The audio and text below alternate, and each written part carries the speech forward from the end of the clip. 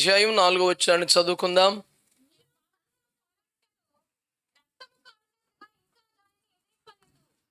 చాలు ప్రియులారా, చాలామంది క్రైస్తవ జీవితాల్లో ఈవెన్ దైవ సేవకులు సహా తమ భక్తి జీవితాన్ని, పరిశుద్ధ జీవిత సాధనను, ఆధ్యాత్మిక జీవన విధానాన్ని సీరియస్గా తీసుకోవట్లేదు అని ఒక స్ట్రాంగ్ ఎలిగేషన్ దేవుడు చేస్తున్నాడు. క్రైస్తవ్యం మీద, దేవుని ప్రజల మీద, దేవుని సేవకుల మీద దేవుడు నేరస్థాపన చేస్తున్నాడు.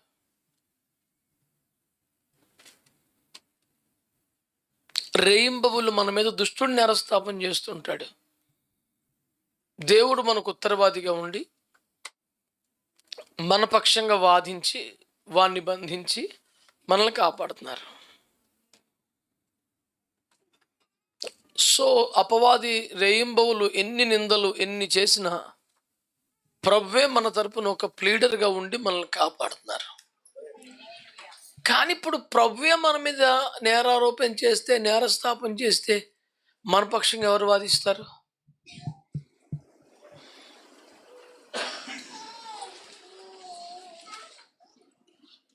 It's one of the very serious allegation by God to his own church.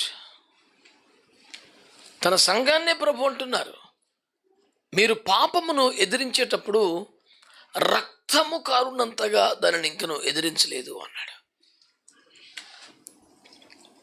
మనం పాపం చేయకూడదని స్పృహ ఉంది, పాపం నుంచి బయటపడాలి అనే ఆలోచన ఉంది.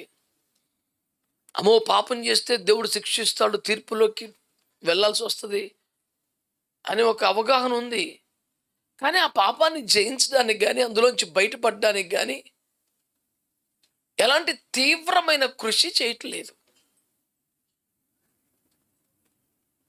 ఒక వ్యక్తి కేవలం ఆశపడితే ఓ టాప్ ర్యాంకర్గా ఉండగలుగుతాడా?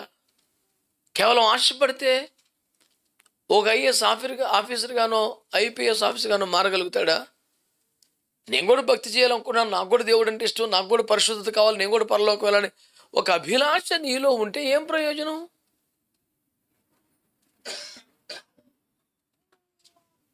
నీ చేతిలో వాటర్ బాటిల్ పెట్టుకుని నీళ్లు తాగితే దప్పికి తీరుద్దని అవగాహన కలిగి ఉంటే దప్పికి తీరదు కదా.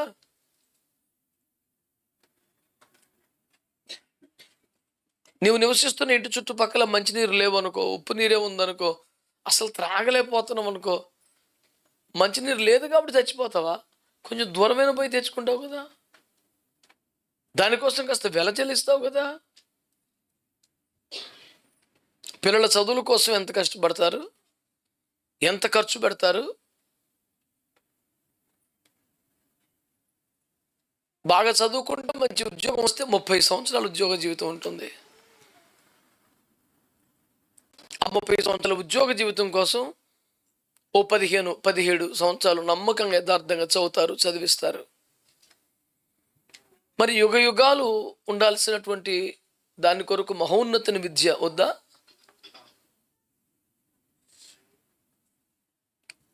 మహాజ్ఞానము కలిగి తన రాసిన సామెతలు బైబిల్లో కూడా అనుమతించబడే స్థాయికి వచ్చిన వ్యక్తి, అయ్యో నేను పశుప్రాయుడును, పరిశుద్ధ దేవుని గురించి జ్ఞానం నాకు లేకపోయిందని బాధపడ్డాడు.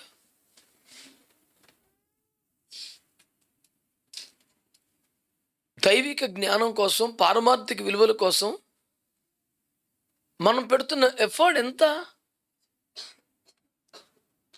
ఇష్టం లేదంటే ఇష్టం ఉంది, దేవుడు అంటే ఇష్టం, భక్తి అంటే ఇష్టం, ప్రార్థన అంటే ఇష్టం, పరలోకం అంటే ఇంకా ఇష్టం.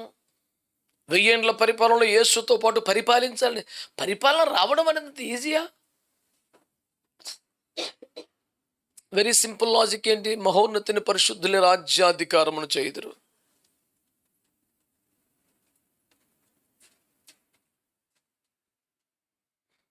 ప్రభుతో పాటు రాజ్యాధికారంలో ఉండాలంటే పరిశుద్ధత ఒకటే మార్గం అని తేటగా బైబిల్ చెప్తుంది. ఇందులో ఏ పాయింట్ మీద సీరియస్గా వర్క్ చేసావు నువ్వు?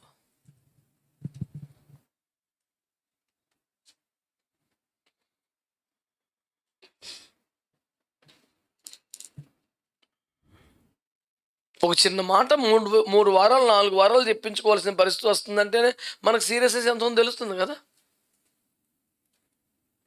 అంటే ఆదివారం వచ్చేప్పుడు చర్చికి వెళ్ళి ఒక అలవాటు అయిపోయిందా? వెళ్తే ఆశీర్వాదం నాకు ఆశ, ఏదో క్రైస్తవులు వెళ్ళకపోతే ఎలాగా నాకు ఆచారమా? దేవుణ్ణి ఆరాధించాలన్న తాపత్రయం ఉందా? రోజు రోజుకి రాకడికి సిద్ధపడాలన్న తపన ఉందా? పరిశుద్ధతను సంపూర్ణ చేసుకోవాలనే తాపత్రయం ఉందా?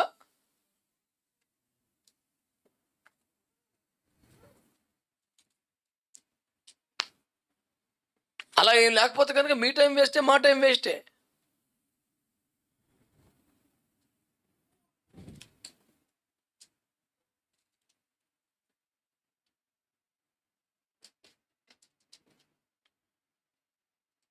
నేరుగా దేవుడు మాట్లాడుతున్నమాట, మీరు పాపాన్ని ఎదిరించేటప్పుడు రక్తము కారునంతగా దాన్ని ఎదిరించట్లేదు. చచ్చి పాపం ఏంటి బాబు ఇలా వెళ్ళిపోతున్నాను, ఈ దరిద్రం నాకు ఉండకూడదు, ఈ శోధన నాకు ఉండకూడదు, ఈ అలవాటు నాకు ఉండకూడదు, ఈ బలహీనత నాకు ఉండకూడదని ఆ క్షణానికి బాధపడటమే తప్ప దీన్ని ఎలాగైనా ఓడించాలి, జయించాలి, ఇక నాలో ఇది ఉండకూడదు అని ఒక తీవ్రత, తాపత్రయము, పోరాటము లేదు. దాని కొరకు అక్కడ వాడిన పదము రక్తము కారునంతగా అనండి అన్నమాట. రక్తము కారునంతగా హక్కుల కోసం పోరాడమన్నాడా? రిజర్వేషన్ల కోసం ఏడవమన్నాడా? పాపమును జయించే విషయంలో రక్తము కారే అంత ప్రయాసపడమన్నాడా? రక్తము కారే అంత పోరాడమన్నాడా? పాపం మీద జయం సంపాదించే విషయంలో ప్రార్థనలో కూర్చుంటే రక్తము చిందించాలి తప్ప విడిచిపెట్టకూడదు.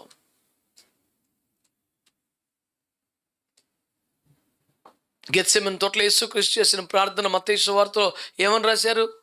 26:37 వచనాల్లో, నా ప్రాణము నాలో మరణమగునంతగా దుఃఖపడుచున్నది అని.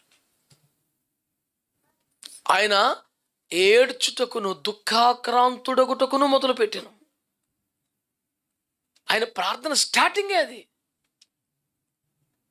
ఆయన పాపం చేసి కాదుగా ఏడుపు, నా పాపాన్ని మీద వేసుకొని. ఆయన పాపం చేయలేదు, కానీ పాపం ఆయన మీద ఉంది. చేసిన పాపం కాదు, తను తీసుకున్న పాపం.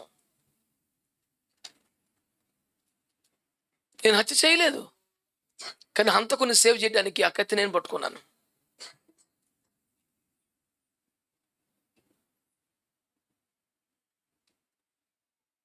Then everybody looking at me as a criminal fellow, as a murderer. నా చేతిలో రక్తం అంటింది, ఇప్పుడు కత్తి నా చేతిలో ఉంది, కానీ నేను చేసింది కాదు. అందుకని కొరింథీ పత్రికలో పౌలు యేసయ్య గురించి అంటాడు, పాపమెరుగని ఆయన మన కోసము పాపమాయెను. పాపం చేయలేదు, పాపం అయ్యాడు.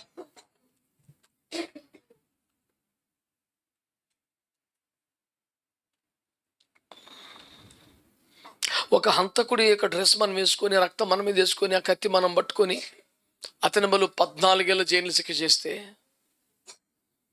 మరి ప్రపంచంలో ఎంతమంది మనుషులు ఉన్నారు? ఎందరి పాపాల మీద తీసుకున్నాడు? అందుకని భూమి మీద ఏ శిక్షతో సరిపెట్టకుండా పాతాళంలోకి వెళ్ళి మరణ వేదనలు భరించి సదాకాలమునకు సరిపడా ఒక్కసారి శిక్షను అనుభవించి పూర్తి చేసి ఇక మనకు శిక్షణ లేకుండా చేసి బయటకు వచ్చాడు. ఇంత కష్టంతో ప్రభు మనకిచ్చిన రక్షణ ఒక్క ఆశ వల్ల, ఒక్క బలహీనత వల్ల, ఒక్క కోరిక వల్ల, ఒక్క చూపు వల్ల, ఒక్క మాట వల్ల పోతుంటే, ఇంత చిన్న పొరపాటుకి ఇంత పెద్ద నష్టం జరుగుతున్నప్పుడు ఆ పొరపాటుని జయించడానికి, దాన్ని ఓడించడానికి, అందులోంచి బయటపడటానికి అసలు ఏం కసరత్తు ఉండదా? ఏం కష్టపడొద్దా?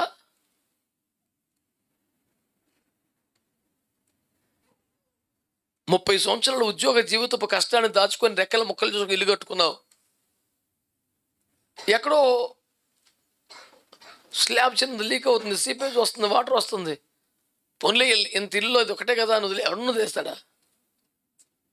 దానికి ఎట్లాగట్లా దానికి ఒక స్కిల్డ్ వర్కర్ని తెచ్చి ఆ ప్రాబ్లం రెక్టిఫై ప్రయాసపడతారా? మన ఆధ్యాత్మిక విశ్వాస ఓడ మునిగిపోతున్న పరిస్థితుల్లో దాన్ని తేలజేయడానికి, అందులోంచి బయటపడటానికి, తీరానికి చేరడానికి ఏం చేయమో మనం? ఓరి బాబు, మీకోసం నేను రక్తం కార్చాను, చచ్చిపోయి ఎన్ని బాధలు పడ్డాను, మీకు సీరియస్నెస్ లేదు ఏంటారు బాబు అన్నాడు ఆయన. హైదరాబాద్లో యువతరంలో ఉన్న బాగా బాగా బాగా నోట్లో నానే ఒక పదం, లైట్ తీసుకో. ఎంత ఘోర పాపం, ఎంత భయంకరమైన విషయమే సరే లైట్ తీసుకోవా పానివా. అమెరికా దేశస్తులు ఘోరమైన పాపాలు కూడా బాగా లైట్ తీసుకుంటున్న దశలో చార్లెస్ క్రిక్ దానికి వ్యతిరేకంగా లేచాడు. కొన్ని వందల డిబేట్స్లో అబార్షన్స్ మహాపాపం అని చెప్పాడు. ఎల్జిబిటి సంస్కృతి వ్యతిరేకంగా మాట్లాడాడు. స్త్రీలను పురుషులు వివాహం చేసుకోవడం ఘోర పాపం అని చెప్పాడు. Which has become very common in that state. ఏ దేశంలో అయితే ఈ విశృంఖలత్వం సర్వసాధారణమైపోయిందో తప్పది, అది మహాపాపం, దేవుని చిత్తానికి వ్యతిరేకం, బైబిల్ ఒప్పుకోదు, క్రిస్టియానిటీకి అది బద్ధ విరుద్ధం. కొన్ని వేల మంది శత్రువులు అయిపోయారు ఆయనకి.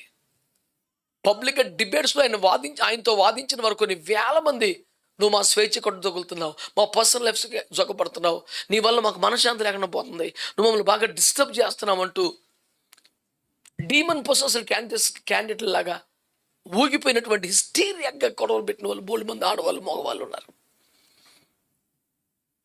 Finally they kill him. ఈ సమాజాన్ని చీలికి తెస్తున్నావు, మేము అందరం బాగా ఫోన్లు ఎంజాయ్ చేస్తాను, నువ్వు నాశనం చేస్తున్నావు, మమ్మల్ని ఒక సంతోషం లేకుండా చేస్తున్నావు, మనశ్శాంతి లేకుండా చేస్తున్నావు.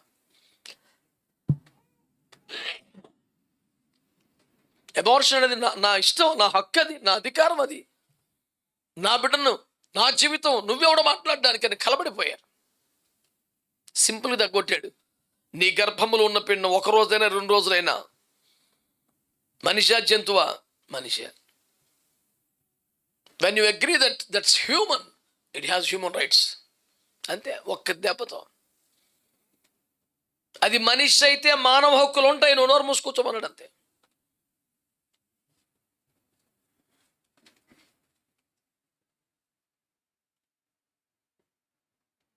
వేల డిబేట్లు.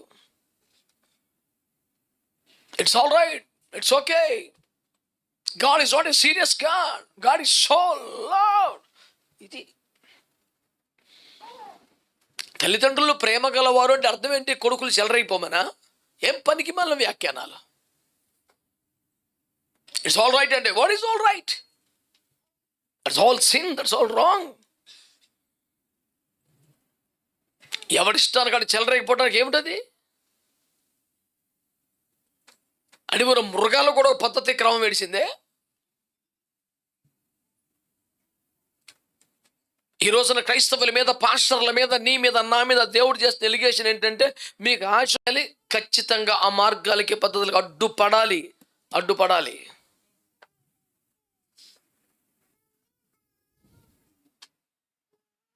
క్రైస్తవుల పిల్లల యొక్క వాల్యూస్ ఏంటి? దైవజనుల పిల్లల వాల్యూస్ ఏంటి? నీ పిల్లలు తమను శాపగ్రస్తులుగా మార్చుకుంటే, ప్రేమ దోమ రోడ్ల మీద తిరుగుతుంటే, ప్రేమల పేరు మీద దేవుణ్ణి మర్చిపోయి, పరిశుద్ధతను కోల్పోయి, శరీర సంబంధులుగా, లోక సంబంధులుగా బతుకుతూ ఉంటే, ఓ ప్రత్యేకత ప్రతిష్ట లేకుండా శరీరమును మాలిన్యమునకు అప్పగించుకుంటూ ఉంటే, దేవుని మూలముగా పుట్టినవాడు తను భద్రము చేసుకొనును కనుక పాపము చేయచాలనని వాక్యం చెబుతుంటే, దేవుని బీజము కలిగిన వాడిగా కాపాడుకోకుండా క్షయమైన పాపము బీజం కలిగిన వాడిగా పాపములో పడిపోయి లోకాన్ని చొరుకుంటూ ఉంటే, తండ్రిగా తల్లిగా అడ్డుకోవద్దా నువ్వు?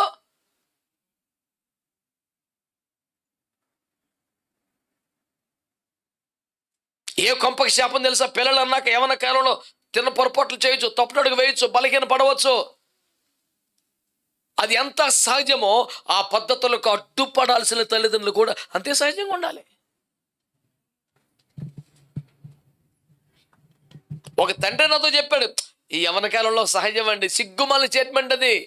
యవన కాలంలో వాళ్ళ బలహీన పట్టడం సహజం అన్నది ఎంత నిజమో, నువ్వు కంట్రోల్ చేస్తూ సరి చేస్తూ రావాలనేది కూడా సహజం. పిల్లగాలు తప్పు చేస్తుంటే, దారి తప్పుతుంటే కంట్రోల్ చేయటం సహజం కాదా? అది అసహజమా, విపరీతమా, అసాధారణమా?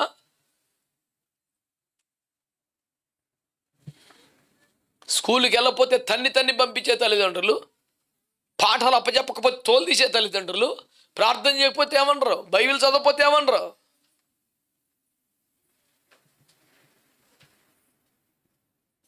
ఎవడ కొంపకి శాప, ఎవరి నెత్తిన దరిద్రమో తెలుసా? తమ పిల్లలు తమను తాము శాపగ్రస్తులుగా చేసుకొని చున్నారనే సంగతి ఎరిగియు అడ్డుపడకపోతే, పేరెంట్స్ అడ్డుపడాలి, నిలబడాలి, తప్పు ఇలా చేయకూడదని చెప్పాలి.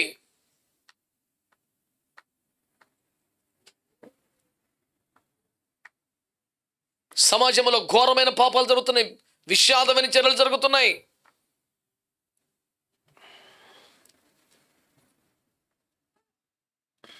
నేను ఎన్నో సంవత్సరాలుగా చెబుతున్న మాట ఇప్పుడు మళ్ళీ చెప్తున్నాను, కొన్ని వేల సార్లు చెప్పిన మాట మళ్ళీ చెప్తున్నాను. దేవుడు దేశము, రంగు, కులము, మతము, ఏ భేదమును దేవుడు చేయలేదు. ఈ భేదాలన్నీ మనుషులు చేసినాయే. రంగును బట్టో, కులాన్ని బట్టో, రకరకాల పద్ధతులు. ఆయన చేసిన ఒకే ఒక్క భేదం స్త్రీ పురుషులు. ఈ లేని భేదాలేమో మేము పలానాను దరిద్రమంతా పూసుకుంటారా?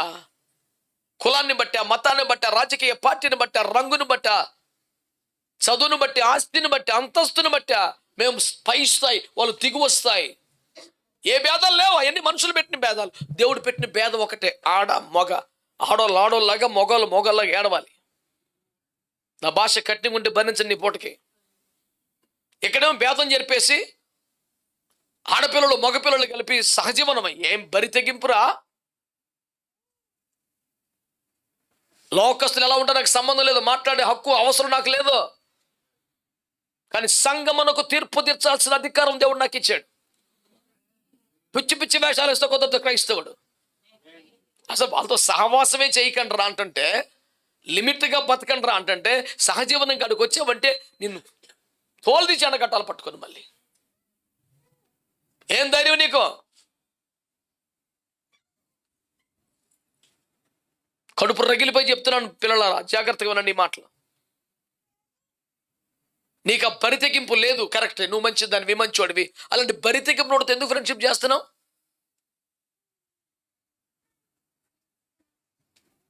వాడు మన ఇకిలుచుకొని చెప్తాడు, మా ఫ్రెండ్స్ అంతా తాగుతారండి బాబు భయంకరంగా. మా తాగివాడు నీకు ఎట్ట ఫ్రెండ్ అయ్యాడు రా? నేను తాగనండి, బిర్యానీ వచ్చాను, సిగ్గు లేకపోతే సరి. పెంట దెబ్బ మీద బిస్కెట్ ఏరుకుంటావా నువ్వు? చిచ్చే, నేను పెంట ముట్టుకోలేదన్న, బిస్కెట్ తెచ్చాను, సిగ్గు లేకపోతే సరి. ఏం మాట్లాడుతున్నావు? రోషన్ తక్కువ బతుకో, క్వాలిటీ లేని బతుకో. చిచ్చే, పాపాన్ని ఎదిరించే రోషం ఎట్లా ఉన్నదో తెలుసా? అవసరమైతే రక్తమును చిందించాలి, కానీ కాంప్రమైజ్ అవ్వకూడదు. మళ్ళీ బతుకని ఊరక బతికేయడం ఎందుకండి? భూమి మీద రక్తం పెట్టి కొనుక్కున్నాడు, తన ఆత్మనిచ్చాడు మనకి, తన స్వరూపం పోలికిచ్చాడు, మన కోసం పరలోకం సిద్ధపరుస్తున్నాడు, రేపు పొద్దున్న రాబోతున్నాడు మళ్ళీ మన కోసం. ఏకంగా పెళ్లి చేసుకుంటున్నాడు, ప్రధాన వస్తువులు ఇచ్చి వెళ్ళిపోయాడు. ప్రధానం అయిపోయి ఆల్రెడీ ప్రధాన వస్తువులు తీసుకొని అన్ని ఒప్పందాలు పడి ఆయన వెళ్ళేకి పనికి మళ్ళీ దారి తప్పిన పని చేస్తే ఎంత సిగ్గుబాలు, వ్యభిచార జీవితం అయిపోతుంది. ప్రధానం అయిపోయిన పిల్ల పెళ్లికి టైం ఉంది కదా, ఈలోపు ఇంకొకరితో సరదాలు చట్టపడలు చెప్తే దాన్ని వ్యభిచారోపతి ఏమంటారు, జారత్వోపతి ఏమంటారు. యేసుతో ప్రధానం చేయబడ్డ మనకి లోక స్నేహం విరుద్ధం.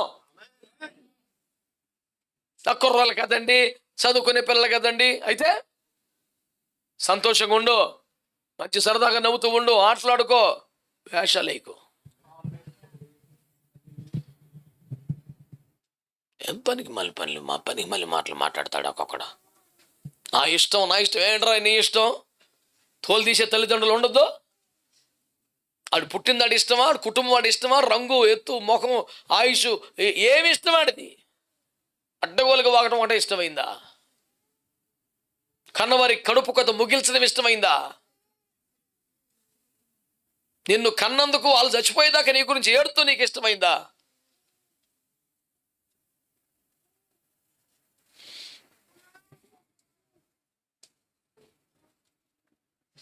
పిల్లలకి విరోధులు ఎవరు తెలుసా? బయట వాళ్ళు కాదండి, బెత్తము వాడని తల్లిదండ్రులు. ఒకడు చెప్తున్నాడు పద్దాక, ఎంత శత్రువు పనిలో అన్న విరోధి ఎలా చెలరైపోతాడు. నువ్వే కదా విరోధివి. ఆడెవడి మీద పడి ఎడుతున్నావు ఎందుకు? బెత్తము వాడని తండ్రి తన కుమారునికి విరోధి అని వాక్యంలో ఉంది.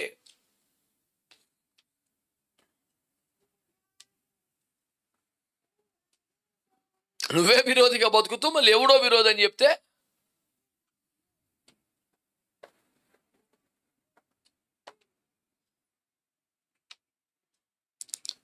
పిల్లల విషయంలో ఇంత సీరియస్నెస్ ఎందుకు లేదు అంటే, నా ఆరోపణ తల్లిదండ్రుల మీద, బహుశా మీ వ్యక్తిగత పరిశుద్ధత మీద కూడా మీకు అంత సీరియస్నెస్ లేదన్నమాట. నీదా క్వాలిటీ అయితే అట్టుంటుంది రోషం.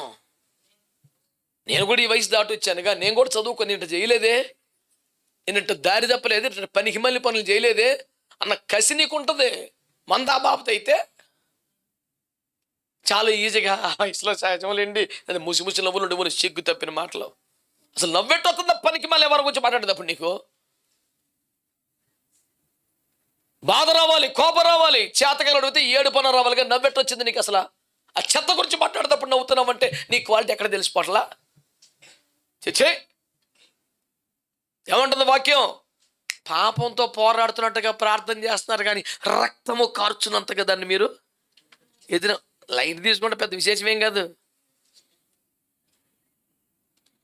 పిల్లలు కదండి, తన ఇంటి మీదకి నిత్యమైన శాపం వచ్చేస్తుంది.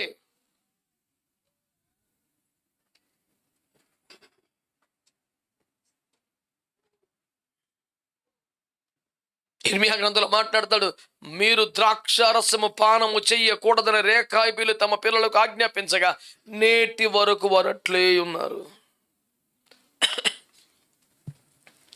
అది కానీ 18 అబ్రాహాముతో దేవుడు మాట్లాడుతూ, అబ్రాహాము నా స్నేహితుడు అని గుర్తుంది కదా, అక్కడ ఏమన్నాడు? నేను చెయ్యబోనుది నీకు చెప్పకుండా ఉంటానా నానా అన్నాడు. ఆ కింద అన్నమాట ₹1,00,00,000. ఏంటది? నేను అబ్రాహాం ఎరుగుతాను. అబ్రాహాం అన్న పేరు చెప్తే నాకు తెలిసిపోద్ది, అంత పరిచయం మనకి అని. నేను ఆజ్ఞాపించిన మార్గములను తన పిల్లలకు ఆజ్ఞాపించున్నట్లుగా నేను అతన్ని ఎరుగుదును. అంటే నేను ఏదన్నా ఒక క్రమం చెప్తే, మాట చెప్తే ముత్తింట్లో పోగేసి దేవుడు ఇలా మాట్లాడు, ఇలా చేయాలి, ఇలా చేయకూడదు అని చెప్తాడంట. నేనేదన్నా నా దగ్గర నుంచి ఒక డైరెక్షన్ వస్తే ఇంట్లో వాళ్ళందరూ కూర్చోబెట్టి దేవుడు ఎట్లా మాట్లాడాడు, మనం ఇలా చేయాలి, ఇలా చేయకూడదని ఖండితంగా ఆజ్ఞాపిస్తాడంట. పేరెంట్స్ మీద, తల్లిదండ్రుల మీద యేసుప్రభు ఆ స్టేట్మెంట్ చెప్పగలడా? బుద్ధి లేని మతిమాలిన ప్రేమలు ఉంటే కొంతమందికి.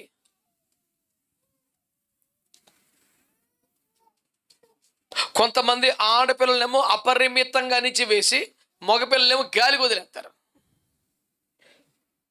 ఇంకొంతమందికి సరిగ్గా రివర్స్, మగపిల్లలేమో రాచి రంపాన్ని పెట్టి ఆడపిల్ల పాప కదండి, ఇంకా ఆ పిల్ల ఏం చేసినా బంగారు కొండ కాదు, అవతల మొత్తం పాపపు కొండ అయిపోయింది. కంపులో తల్లి భయం లేదు, తండ్రి భయం లేదు. గద్దించి బుద్ధి చెప్పే ప్రయత్నం చేస్తాయి. ఉపాధ్యాయులకి మళ్ళీ రివర్స్, మా డాడీ చెప్తే మా డాడీ చేత పెద్ద గోండా, మరి ఇటు నువ్వేం భరోసా ఇచ్చి పంపావు పిల్లలకి?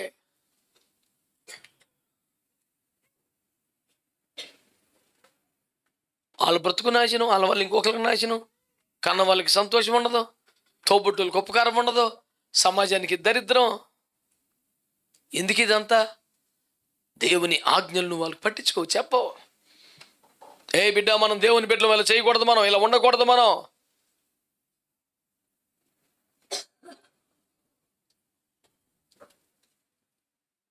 ఖండించే వయసులో ఖండించకపోతే, సరిదిద్దే వయసులో సరిదిద్దకపోతే, ఆ తర్వాత ఖండించడానికి నీకు వాయిస్ లేకుండా పోద్ది. వాళ్ళదే రాజ్యం. ఇక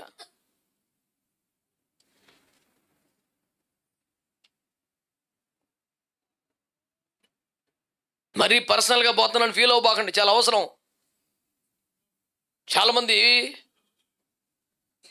మనకు తల్లి చెప్పింది, గట్టిగా కోపడితే మా అన్నం తింటలేదండి అలుగుతున్నారంటే, ఆడన్న అలగటం ఏంటి? పిచ్చేసలైతే అన్నం పెట్టనని చెప్పే కాపాసి నీ దగ్గర ఉండాలి. కానీ కోపడితే నాకు అన్నం వద్దని అలుగుతున్నాడండి, బయటికి వెళ్ళి పాప ఆడు తినప్ప నీ పిచ్చి ప్రవట తగలబడింది, నాశనం అయిపోతుంది. నేను అన్నం తిన్నాను, ఆడి బెదిరించేదాకా ఏం చేసావు? నీకు అది పిచ్చేసా లేతే ఫ్యామిలీ ప్లేట్కి వచ్చి మోకరించకపోతే నీకు తినలేదని చెప్పాలా?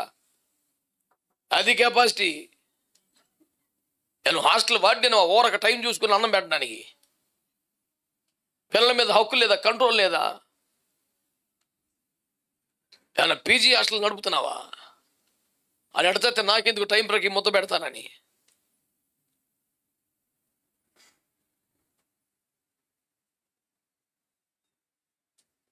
వదిలేయకండి, పిల్లల్ని గాలికి వదిలేయకండి.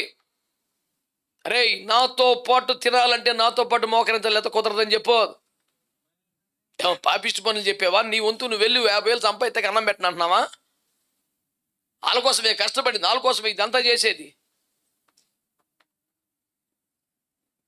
నాతో పాటు మోకరిస్తేనే నాతో పాటు భోజనం, నాతో పాటు చర్చకు వస్తేనే నాతో పాటు కొంపలో, లేకపోతే నీ సావు నువ్వు సావని కెపాసిటీ. అబ్బే, ముందు మనమే భయపడిపోతుంటే.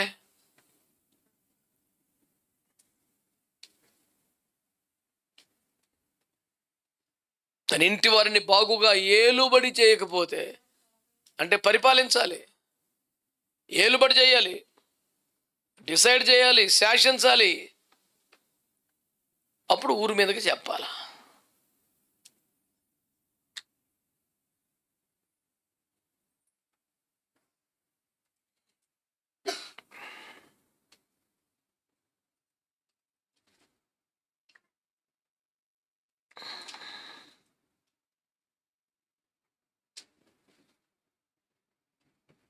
ఇది చేస్తే అమ్మ ఒప్పుకోదు, నాన్న ఒప్పుకోడు, దేవుడు క్షమించడు, ఇది తప్పు, ఇలా చేయకూడదు అనే దైవ భీతి, పాప భీతి ప్రజల్లో, పిల్లల్లో పెంచొద్దాం మనం.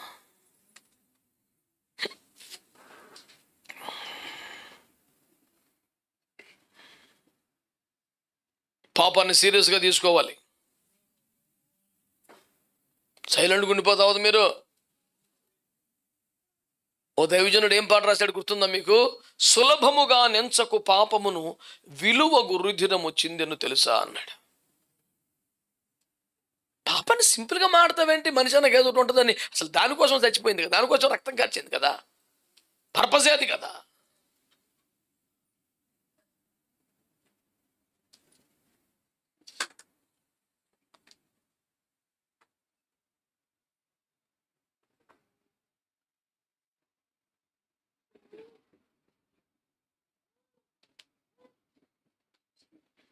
అసలు పోరాడుతున్నారా? పోరాటం ఉందా? వీళ్ళంటే పోరాడుతున్నారంట కానీ రక్తం కారేంత పోరాటలేదంట. అసలు పోరాటం స్టార్ట్ అయిందా? నేను దీన్ని జయించాలా, నేను ఇందులోంచి బయటపడాలా, నాదే పై చేయి కానీ నేను ఓడిపోవటానికి వీల్లేదు. రోమపత్రిక 8వ అధ్యాయం ఏం చెప్తుంది? ఆత్మచేత శరీర క్రియలను చంపినట్లు మనం బ్రతుకుతున్నాం. కానీ ఒకవేళ ఆత్మ బలహీనపడి శరీర కార్యాలు చేస్తే మనము చావవలసిన వారమయ్యుందుము. ఇంక మధ్యలో ఇంకో పాయింట్ ఏం లేదు. శరీర సంబంధంగా ఉంటే చచ్చిపోవటమే, ఆత్మ సంబంధంగా ఉంటే మహిమలోకి రావటమే. ఇంక మధ్య మార్గం ఏం లేదు.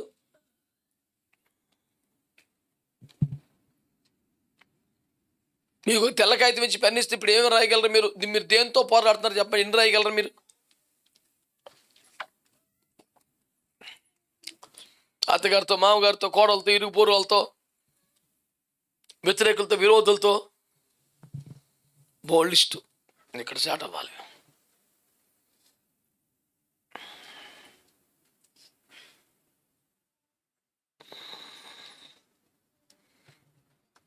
తను అసలు పాపం చేయకపోయినా, పాపం ఎరుగకపోయినా, పాప స్వభావమే లేకపోయినా, నీ పాపం నా పాపం తన మీద చేసుకుని అన్నంత గోలబెట్టి ప్రార్థన చేస్తుంటే,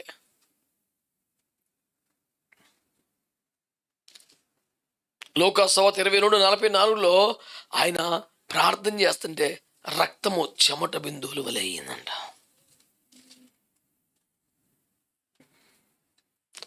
ఎట్ట చేసి సాధించాలి, ఓడిపోకూడదు. ఆ కసి, ఆ పట్టుదల, దమ్ము ఉండాలి కదా.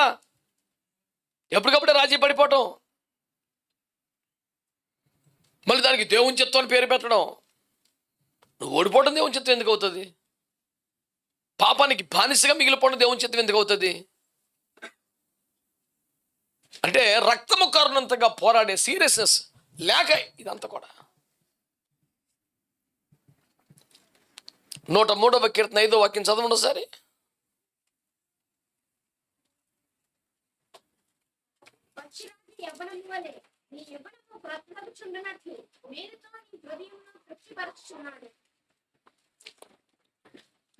దేవుడు నాకు మేలు చేస్తున్నాడు అనేవారు ఉన్నారు మీలో ఎవరైనా? దేవుడు నాకు మేలు చేస్తున్నాడు అనే భావన ఉందా? ఉంటే ఏం చేయాలి మరి? ఆయన ఎందుకు మేలు చేస్తున్నాడంటే, పక్షిరాజు యవ్వనం వలె నా యవ్వనము క్రొత్త దగ్గుచుండునట్లు ఆయన మేలు తన హృదయాన్ని. అంటే ఎందుకు మేలు చేస్తున్నాడంట? నువ్వు నూతనపరచబడాలని. అదే పాత బతుకు, అదే జీవన విధానం, అదే జీవితం, అదే పద్ధతి, అదే అలవాటు, అదే లైఫ్ స్టైల్, అదే బలహీనతలు. 20 సంవత్సరాల క్రితం ఏ బలహీనత నేటికి అదే ఉంది.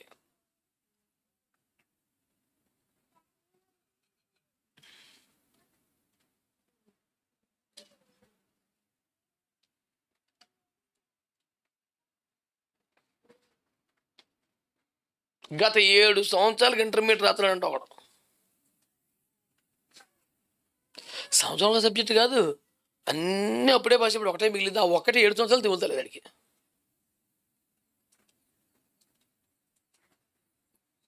ఆ రెగ్యులర్ ఇయర్లోనే మొత్తం అయిపోయింది, ఒకటి ఉండిపోయింది. ఆ ఒకటి 7 సంవత్సరాలు తెముతలేదు అడిగి. సంవత్సరం 2 సార్లు రాసిన ఓన్ని చదువు మండిపోయిన ఇన్ని 7 సంవత్సరాలు ఎడితే 35 వస్తలేదురా నీకు. అని నిజంగా దాన్ని సీరియస్గా తీసుకుంటే అవదా? 90లో 99 రాకపోవచ్చు, కనీసం గట్టెక్కమా?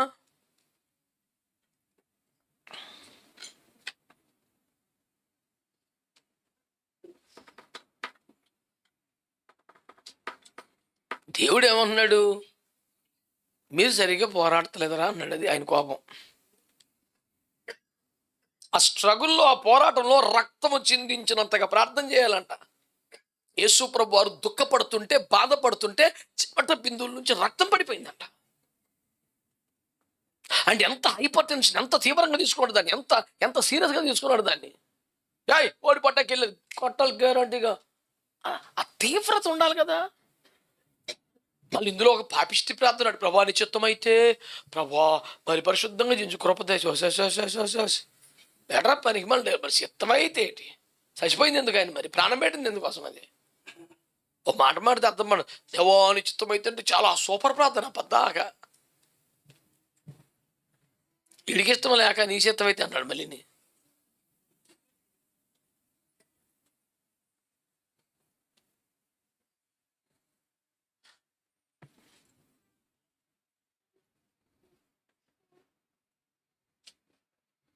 పక్షిరాజు యవ్వనము క్రొత్త దగ్గుచుండునట్లు మేలుతో నీ హృదయాన్ని.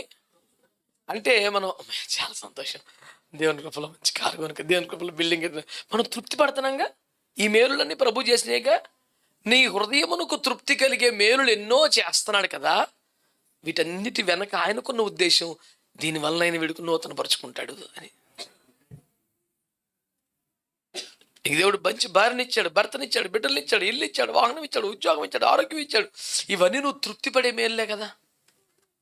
వీటి విషయంలో నీకు ఒక సంతృప్తి ఉందిగా నీ హృదయంలో.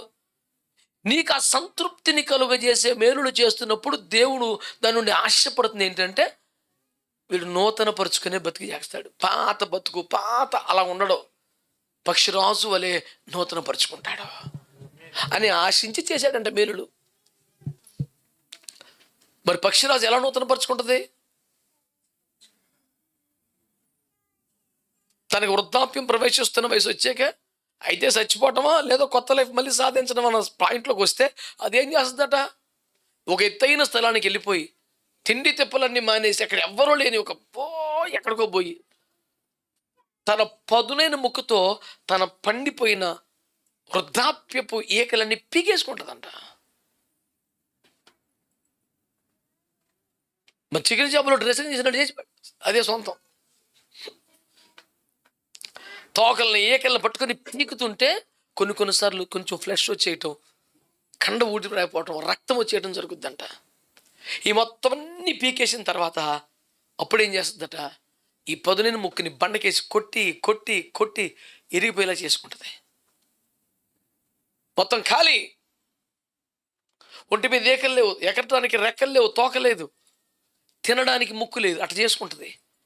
చేసుకొని అట్టబడి ఉంటుంది. ఇక ఎక్కడో హైట్లోకి వెళ్ళిపోయి మిగతా పక్షులు రాకుండా ఏదైనా దీనిలాంటి పక్షులు వస్తాయని వచ్చి దాని నోటికి ఏదైనా కొంచెం చావకుండా బతికి కొంచెం మేత పెడితే అట్లా సర్వైవ్ అవుతుంటుందంట.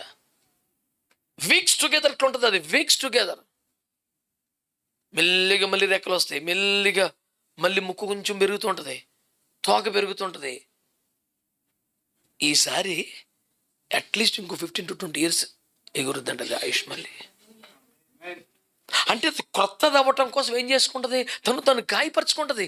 పాతవైపోయి ఉడికిపోతున్న వాటిని పీకేసుకుంటుంది.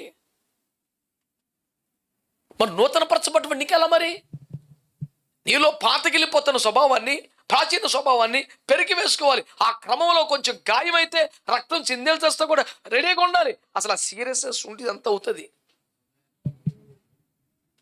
It's okay, it's all right, light తీసుకో. ఇక్కడికి లైట్ తీసుకుంటూ ఉండదు, చీకటి తీసుకుంటామే. పనిమల్ పదం వాడతాడు పద్దాక.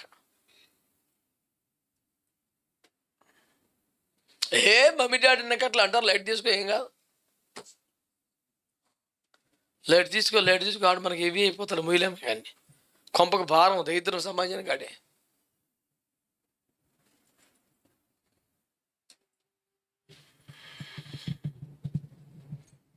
యేసుప్రభు లైట్ తీసుకున్నాడా? శరీర దారికున్న దినములన్నింటిలో ప్రతి రాత్రి ప్రార్థన చేస్తూనే ఉన్నాడు. శరీరంపై ఆధిపత్యం కావాలి. 40 పగళ్ళు రాత్రులు ఉపవాసం చేశాడు.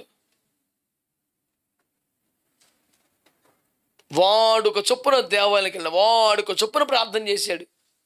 ఎక్కడ సాధన మిస్ అవ్వలేదే. నిజంగా సీరియస్నెస్ ఉంటే ఏం చెప్తాడు? మత్తయి సువార్త 5లో కొండ మీద ప్రసంగంలో, నీ అవయవం ఏదైనా ఇబ్బంది పెడితే తీసే. ఇప్పుడు కన్ను పీకేసుకుంటే, ఆ కాలు నరికేసుకుంటే రక్తం చిందించడం కాదా? నీ పరిశుద్ధతను పాడు చేసే కాడికి, ఇబ్బంది పెట్టే కాడికి నీ పోతే అవయవమైన పోవాలి తప్ప పరిశుద్ధత పోకూడదని చెప్పాడు.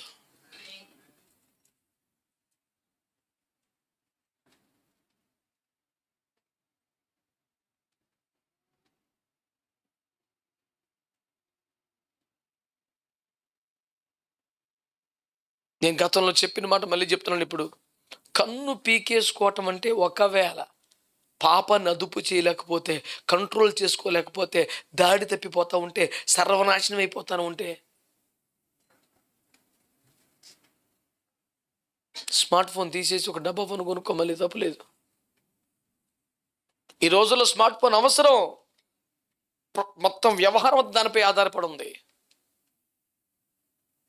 కానీ ఒకవేళ నీ పరిశుద్ధ జీవితానికి అదే శాపంగా వస్తే తీసిపడే. అరే కన్నే బీకేసుకోవాలి, కాళ్ళు నరికేసుకోవాలి అవసరమైతే పరిశుద్ధత కోసం అంటే ఫోన్ అవతల పడ్డకి అంత ఇబ్బంది పడుతున్నాం ఏంటి? దానికి మళ్ళీ కేబుల్ కలెక్షన్ తీయడానికి అంత చచ్చిపోతున్నాం ఎందుకు? ఆ డిష్ తీసి అవతల పడి. మరి కాలు నరుక్కోవటం కానీ ఇది బెటర్ కదా, కనెక్షన్ కట్ చేస్తాం.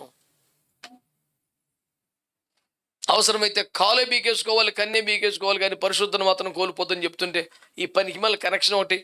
ఒక ఫ్రెండ్ని కట్ చేయలేకపోతున్నాం, వాడి వల్ల తెప్పొస్తుంది నీకు. కట్ చేసి పడాయి. అరే సారీ రివాల్ నుంచి నా దగ్గర రాబోక, నేను కూడా రాను, వదిలేయి, మనకు సెట్ కాదని చెప్ప దమ్ము సరిపోవట్లేదు నీకు.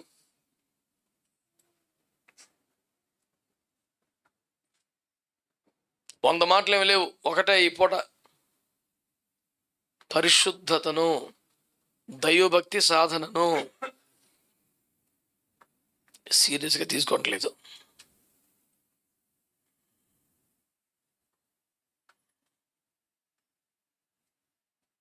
నిజంగా వాగ్దాన దేశం కావాలంటే నైల్ నది చేపలను మర్చిపోవాలా, ఐగుప్తు ఆశలు విడిచిపెట్టాలా, గోషెన్ రాష్ట్రాన్ని వదిలేయాలా, ఉన్న పలంగా తట్టబడి చదువుకొని బయలుదేరి బయటకు వచ్చేయాలి.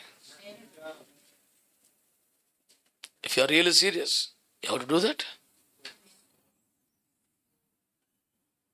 ఆమె చెప్పకనే పొలం ప్రభావాన్ని దాస్తున్నారు మాట నీకు స్తోత్రం రేసినామని రామతండ్రి అయిపోతామే. ఇప్పుడు ప్రార్థన చేయండి, ఏమని చేయాలా? ఏ ఏ విషయాల్ని కొంచెం చూసి చూన్నట్టుగా వదిలేసావో వాటి సంగతి పడుతున్న ప్రభు ఈ వారం కూర్చుంటాను నీ సన్నిధిలో, నీ వాక్య బలముతో నీ ఆత్మ సహాయంతో మోకాళ్ళు వేస్తాను, దాన్ని ఎట్టకొట్ట జయించి రేపు ఆదివారం గుడికి వస్తానని తీర్మానంలోకి రా. అది సీరియస్నెస్ అంటే. కొన్ని పేర్లు సెల్ ఫోన్లో డిలీట్ చేయడానికి నీకు సీరియస్ తీసుకో, కొంతమందితో ఫ్రెండ్షిప్ కట్ చేయడానికి సీరియస్గా తీసుకో. కేబుల్ ఇంటర్నెట్ సేవలు ఒకవేళ నీ పరిశుద్ధతకి ఆటంకమైతే కట్ చేసి పడేటకి ఏమి ఇబ్బంది పడద్దు.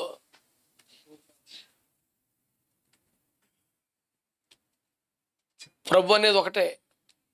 మనుషులు బలహీనులు అని వాళ్ళ హృదయంలో తప్పిపోతాను దేవుడికి తెలుసు. కానీ నేను కోరుకుంటుంది ఏంటంటే రక్తము కారునంతగా ఎదిరించండి. మీరు ఎదిరిస్తుంటే, మీరు తిప్పలు పడుతుంటే, మీరు పోరాడుతుంటే నాకు సాయం చేయాలనిపిస్తుంది. మీరు కాంప్రమైజ్ అయిపోయి దారితో లాలిచిపడి కూర్చొని నేనేం ఫైట్ చేయను వచ్చి.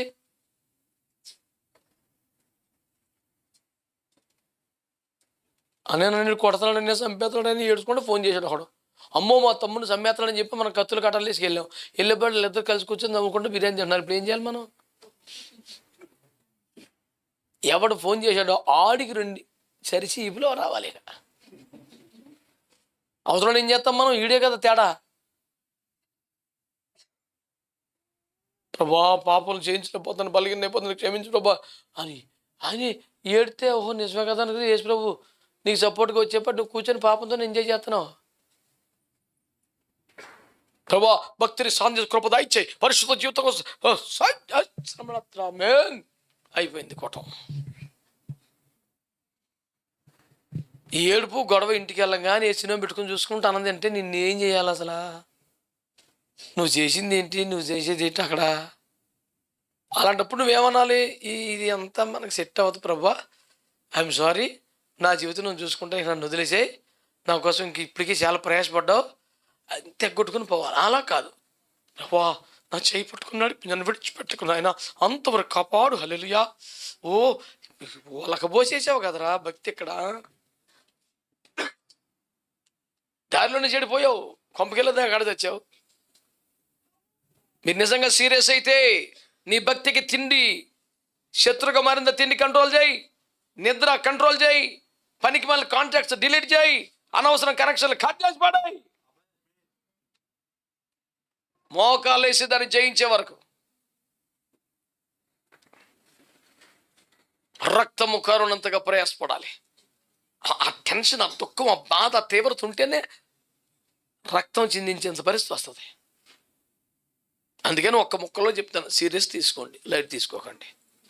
దేవుడు మనం దీవించును గాక.